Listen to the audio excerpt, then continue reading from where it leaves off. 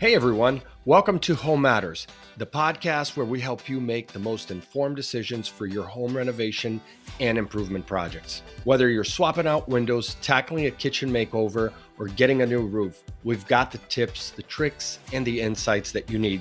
So let's get into today's topic. Welcome back to Home Matters, the podcast that makes you make your home, well, more homely. I'm your host, Alex. And today we're diving into a topic that is crucial for anyone considering home renovations: how to avoid home improvement scams. So you're adding a room, renovating that basement, or just doing some necessary repairs, right? It's all about making your house feel like a home. But it's not just about choosing the right paint or fixtures, the colors, the flooring. It's about finding someone that you can trust to do the job. And unfortunately, not every contractor out there has your best interest at heart. Now, whether you go to a review platform, a directory, ask a neighbor, a coworker, that also may not be enough to protect yourself. So picture this: you hire someone to revamp your kitchen. And I personally have friends who've gone through this and have seen people in the business go through this, especially with a kitchen for some reason, right? I think because there are so many moving parts when you're doing a kitchen remodel, right?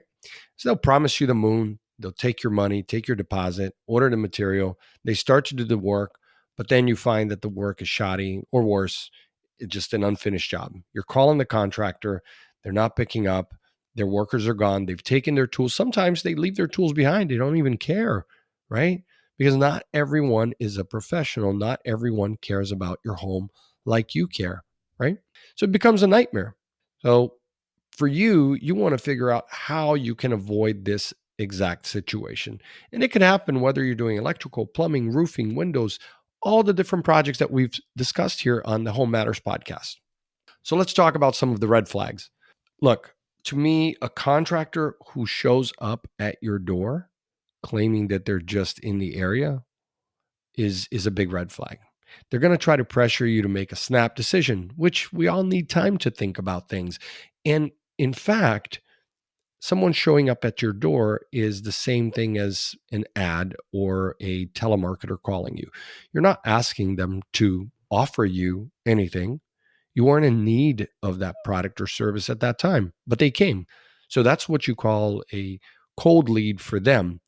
And their job, whether they're selling home services or they're selling cable or internet, whatever they're selling, you weren't asking for that product right at that minute. And for them, they're hoping that you are going to feel the pressure and make a bad decision right there on the spot. So a big warning is if they only accept cash, never do that. Or they want full payment up front. And if they ask you to handle permits, then that's a no-go zone. So obviously, that there's a big jump from signing an agreement to taking payment to having you handle a permit. But sometimes these things happen quickly because these sales guys, which is typically what they understand what those buttons are. They understand human behavior and they're hoping that you're going to fall for theirs. But don't worry, there are ways to shield yourself from these scams. First, always opt in for a licensed and insured contractor whose business is located preferably in your state. And I'd go a step further, preferably in your county that you can check right there on the spot. Ask for a copy of their license insurance and then check it with the internet. Go on and go to the city and to the county and the state and check it and say, look, I'm going to first look at your credentials. I'm going to talk to my spouse. I'm going to talk to my kids. I'm going to talk to my neighbors. I'm going to do my due diligence. Do not pressure me. You have to look someone in the eye as a homeowner and say, look, this is my home. I understand you might just be selling me pressure cleaning or, installing a fence or whatever the case is. But I am not making any decisions today. I'm not signing any contracts. Leave me your information. I'm going to see if I can get recommendations from a friend. Please give me a list of your referrals. Not one, not two, three. Give me 10 people you've worked with in my zip code who are happy with your work, right? And then don't forget to go to the website and read their reviews and then, more importantly, get multiple estimates. So maybe at that moment where they came door to door, you weren't in need of a new roof, but now you got the thinking, and maybe your insurance company is saying you need a new roof, and one thing leads to another. And I'm telling you this because this recently happened to my folks, where they didn't think they needed a new roof, but before you knew it, they were in the process of doing a new roof. So these things happen that way, right? But look, don't just give up a deposit. Obviously, the low ball, tactic is a big one, where typically they want to do it on a handshake, not a contract. These contractors will lowball you and tell you, well, it's only going to cost X. But in fact, once they start ordering material and once they're in your home, now they are going to, increase the cost of both the material and the labor, right? So contract is important. You got to have everything in black and white, including the details, the estimated dates of delivery, installation, scope of work. Just never sign a contract with a blank space or without understanding every word. And more importantly, understand who is signing the contract on the other end. Are they a subcontractor? Are they an employee? How are they related to the owners that are on the company information on, let's say, for Florida Sunbiz? Are they listed there? That's who I want. I want their signature, and make sure that you're not indemnifying or choosing to go to an arbitrator. Maybe you are choosing to go to a venue in a different state. Have someone reads, or an attorney read the contract, because you don't want to be in a contract where they can, put a lien in your house. So I actually had this happen to me years ago. I contracted a local pest control company, and this was actually someone I knew. And they sent out the people and they said, okay, we're going to do this quarterly pest control thing in your home, in my townhome. And I said, sure, no problem. And every quarter they would come by and do their, pest control stuff. I was happy with the service. They were getting paid. Well, what I didn't know was I was in an auto pay and my credit card expired. This happens, right?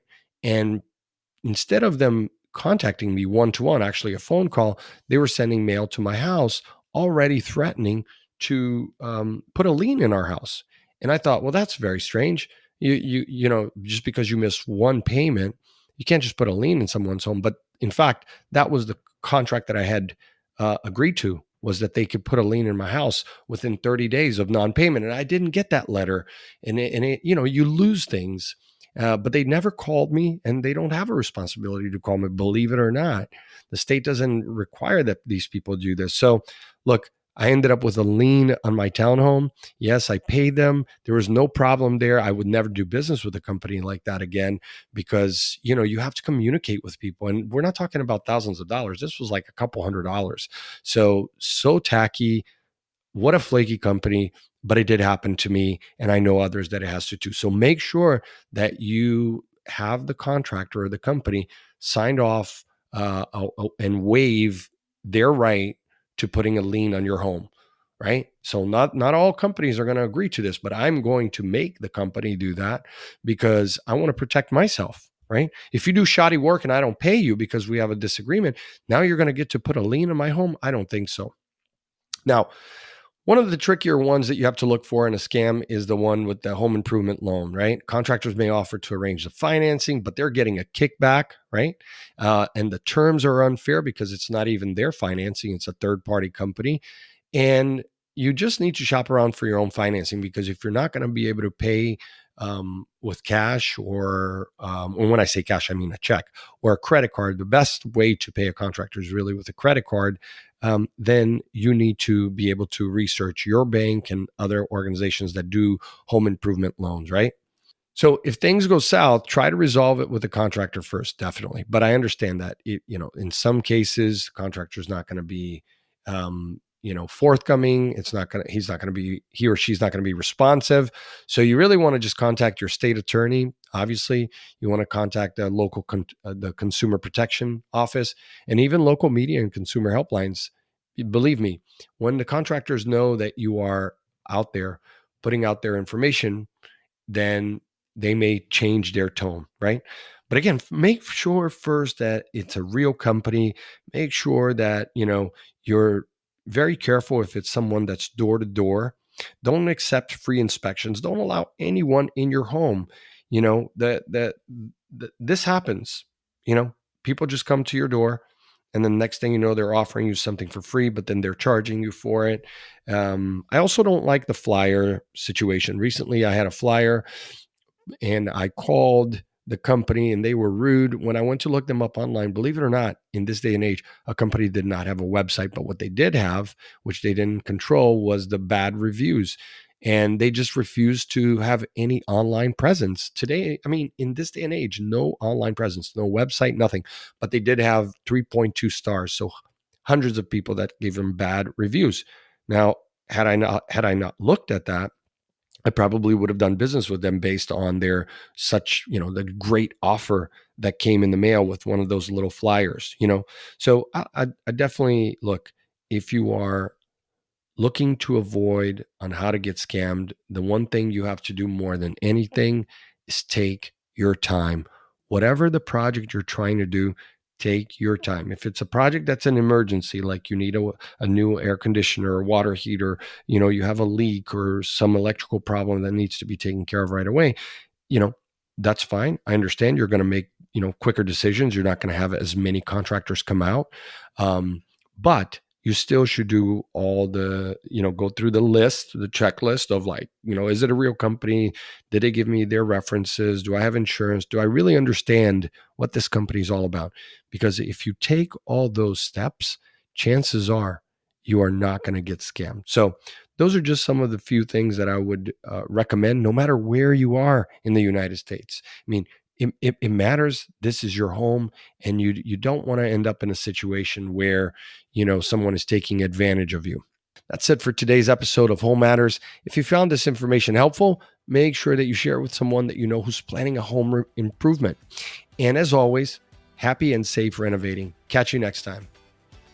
Thanks for tuning in to the Home Matters podcast. Remember, a great home starts with making smart choices. And if you enjoyed today's episode, please hit that subscribe button so you never miss out on a new episode.